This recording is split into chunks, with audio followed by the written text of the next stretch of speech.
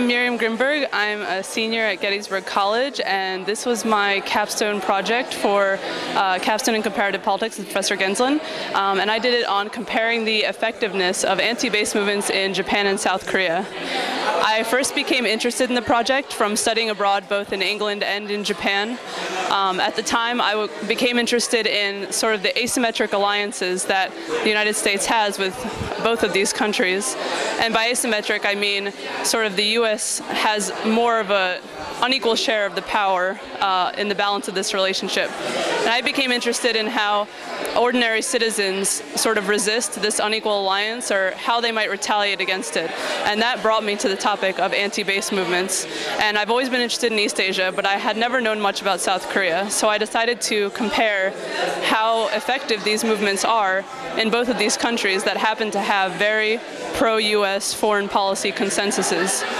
And I had several hypotheses, but generally my conclusions were that a lot of the time smaller bases that can be more easily transferred to other facilities were the ones that were more likely to be returned to residents. Anti-base movements were much more effective in having a presence in areas where residents felt like the government wasn't listening to them, wasn't respecting their opinions about basically all the effects of bases, which range from prostitution in these areas to pollution to military accidents. And even though these accidents and crimes by service members only constitute a very small portion of crimes overall in both countries, the problem is that when they happen, they're sort of seen as the imperial presence of America in these countries. And so people get very upset, and this is when anti-base movements can really rise to prominence.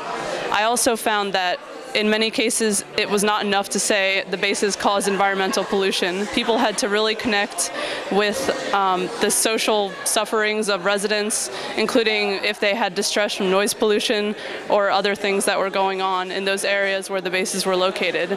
And as you can see from the poster, there are still two conflicts, including the one with Futenma Air Base in Okinawa that is ongoing. And I called it failed because the anti-base movement did not succeed in refusing the relocation of Futenma Air Base to Nago City in Okinawa. But in fact, this conflict is still ongoing, whereas in Korea, with the Yongsan Garrison relocation in Seoul, that is already underway, and it should be completed by 2015. So you see there are very different results, but all the anti-base movements generally have the same purpose, which is to either relocate bases out of their areas or get the eventual return of their land.